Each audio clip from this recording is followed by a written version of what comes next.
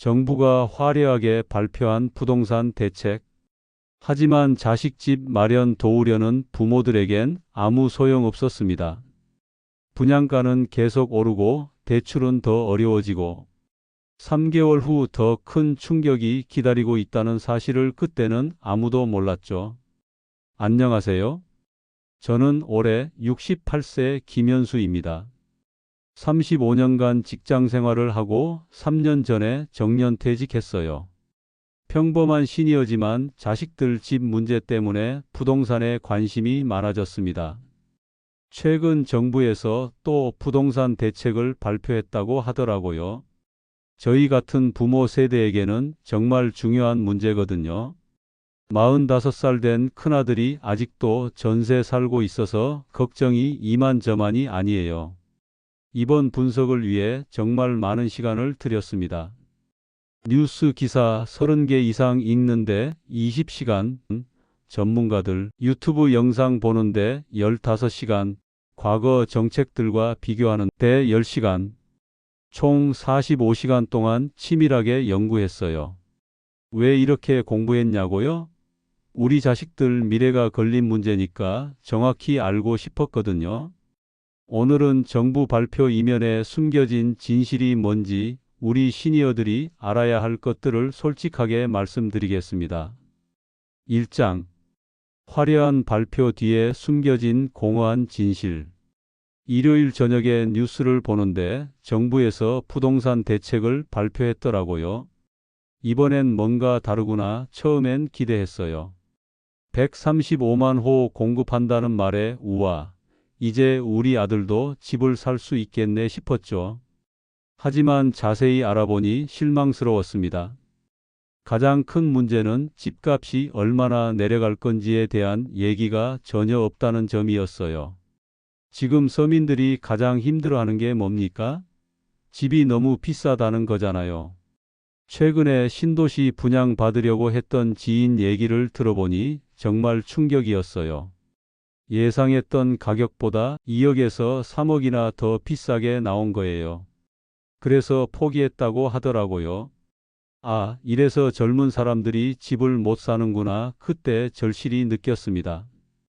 정부에서 아무리 많이 공급한다고 해봐야 서민들이 살 수 없는 가격이면 무슨 소용이겠어요? 더 이상한 건 왜 하필 일요일 저녁에 발표했냐는 거예요. 평일에 발표하면 안 되나 싶었죠. 혹시 사람들이 자세히 들여다보기 전에 언론에서 좋게 포장해서 보도되길 바란 건 아닌가 의심스러웠어요.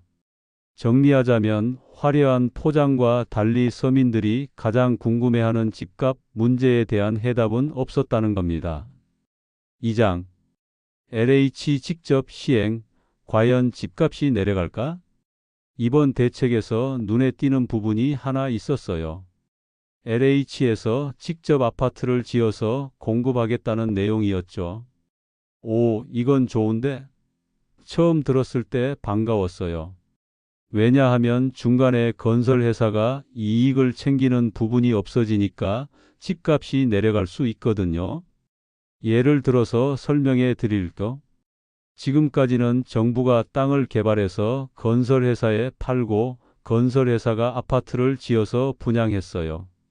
이 과정에서 건설회사가 이익을 남겨야 하니까 분양가가 올라갈 수밖에 없었죠. 그런데 LH가 직접 한다면 중간 마진이 없어지니까 더 저렴하게 공급할 수 있는 거예요.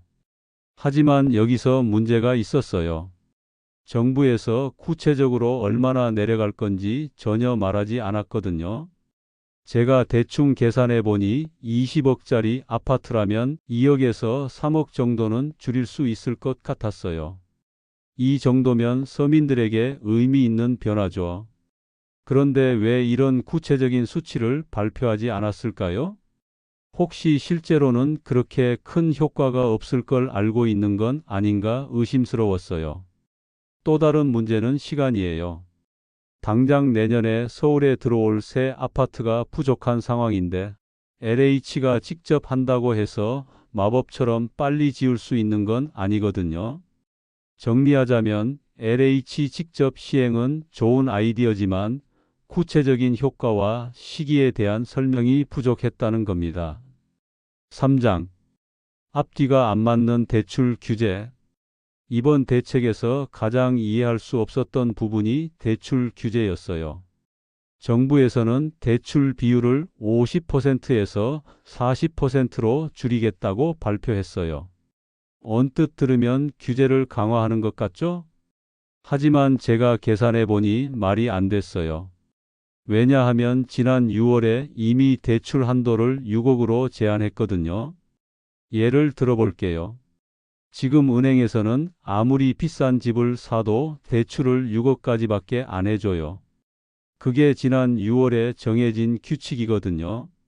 그럼 20억짜리 집을 사려면 어떻게 되나요? 20억에서 6억 빼면 14억이에요. 14억을 현금으로 준비해야 한다는 뜻이죠. 잠깐, 14억 현금이요? 주변에 14억 현금 가지고 있는 사람이 대체 몇이나 될까요?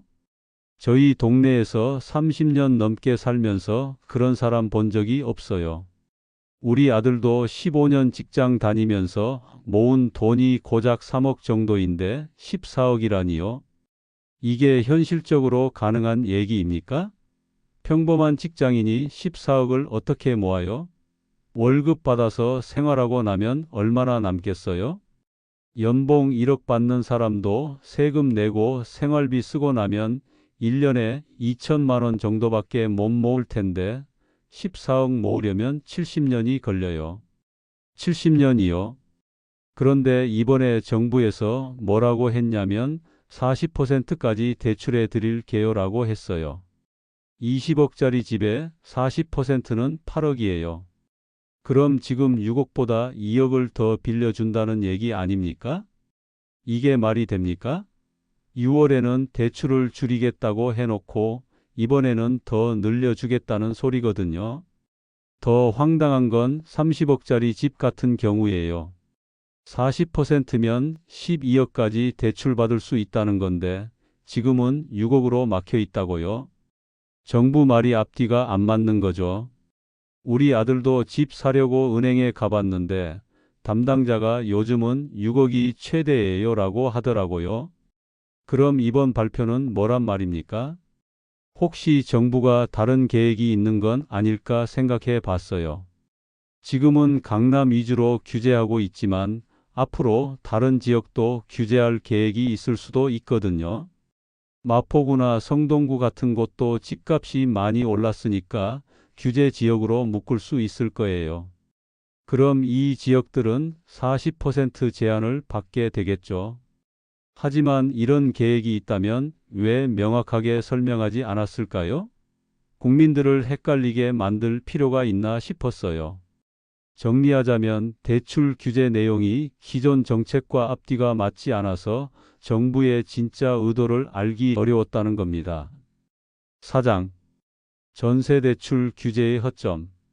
전세대출 관련 내용도 실망스러웠어요. 정부에서는 집 있는 사람이 전세대출 받는 한도를 3억에서 2억으로 줄이겠다고 발표했어요. 강력한 규제네. 처음엔 그렇게 생각했죠. 하지만 곰곰 생각해 보니 이상했어요. 집 있는 사람이 왜 전세대출을 받습니까? 상식적으로 말이 안 되잖아요. 우리 시대에는 그런 개념이 없었거든요.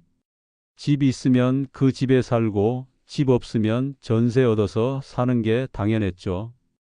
요즘은 집 있는 사람도 전세 대출을 받아서 투자에 쓴다고 하더라고요. 이게 바로 문제의 원인 중 하나인 거예요. 그럼 아예 없애는 게 맞지 않을까요? 3억을 2억으로 줄이는 것보다 0으로 만드는 게 확실한 해결책이라고 생각했어요. 하지만 정부는 이런 근본적 해결책 대신 미봉책만 내놨어요. 마치 뭔가 조치를 취한 것처럼 보이게 하려는 것 같았죠. 우리 세대 입장에서는 이런 정책이 정말 답답해요. 문제의 본질을 해결하려면 확실하게 해야 하는데 항상 애매하게 넘어가거든요. 정리하자면 전세대출 규제도 근본적 해결책이 아닌 임시 방편에 불과했다는 겁니다. 5장. 공급 대책, 과연 실효성이 있을까? 135만 호 공급한다는 계획도 자세히 들여다보니 의문점이 많았어요. 긍정적인 부분도 있었어요. 예전에는 허가만 내주고 실제로 짓지 않아도 공급 계획에 포함시켰거든요. 이번에는 실제로 착공한 것만 계산하겠다고 했으니 좀 더 현실적이죠. 하지만 문제는 내용이었어요. 135만 호 중에 공공임대가 대부분을 차지한다는 거예요. 우리 자식들이 원하는 건 내 집을 갖는 거잖아요. 공공임대로는 평생 세를 내며 살아야 하는 거예요. 이게 무슨 해결책입니까? 더군다나 분양가가 비싸면 결국 포기하게 될 거예요. 최근 신도시 분양 보셨죠? 젊은 사람들이 감당할 수 없는 가격으로 나와서 포기자가 속출했어요. 제가 아는 지인 아들도 신도시 분양 신청했다가 가격 보고 포기했다고 하더라고요. 부모님이 10억을 도와주지 않으면 불가능하다면서요. 이런 상황에서 아무리 많이 공급한다고 해봐야 무슨 소용이겠어요? 저는 이 부분에서 정부가 현실을 제대로 파악하지 못하고 있다는 생각이 들었어요. 양만 늘리는 게 아니라 서민들이 감당할 수 있는 가격에 공급해야 의미가 있는 거거든요. 정리하자면 공급 물량은 많지만 정작 서민들이 살 수 있는 집은 부족할 것 같다는 겁니다. 6장. 내년 부동산 시장 암울한 전망. 모든 걸 종합해서 판단해 보니 내년 부동산 시장이 걱정됩니다. 가장 큰 문제는 당장 내년에 서울에 새로 들어올 아파트가 부족하다는 거예요. 공급은 적은데 집 사려는 사람들은 많죠.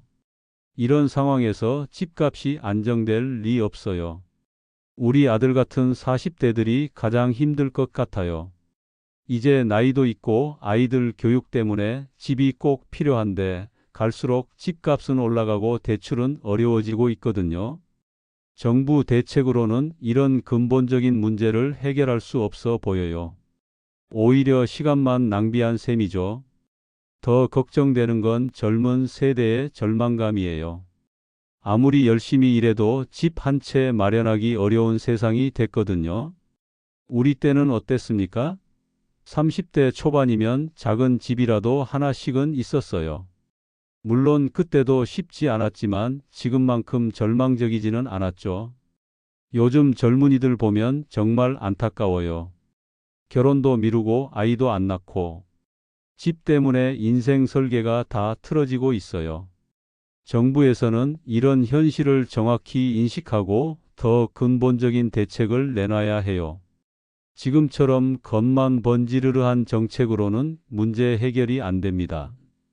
정리하자면 현재 정부 대책으로는 내년 부동산 시장 안정화가 어렵고 서민들의 고통만 가중될 것 같다는 겁니다. 오늘 정부 부동산 대책을 시니어 관점에서 분석해 봤습니다. 45시간 동안 공부한 결과 한 가지 확실한 건 이번 대책도 근본적 해결책이 되지 못한다는 점이에요. 화려한 포장과 달리 서민들이 가장 관심 있어 하는 집값 문제에 대한 명확한 답은 없었죠. 우리 같은 부모 세대는 자식들 집 문제로 고민이 많습니다. 평생 모은 돈을 다 털어도 집 한 채 마련해 주기 어려운 세상이 됐거든요. 정부에서는 이런 현실을 제대로 파악하고 실효성 있는 대책을 내놔야 해요. 국민들을 위한 정책이어야지 정치적 쇼를 위한 발표여서는 안 되죠. 앞으로도 계속 정부 정책을 지켜보고 우리 시니어들이 알아야 할 정보를 계속 전달하겠습니다. 여러분도 정부 발표에 현혹되지 마시고 항상 냉정하게 판단하시길 바랍니다. 지금 영상이 마음에 드셨다면 구독과 좋아요, 알림 설정 부탁드리며 생각나는 친구나 지인이 계신다면 이 영상을 살짝 공유해 보세요. 그 한 번의 나눔이 큰 변화를 만들 수 있습니다. 감사합니다.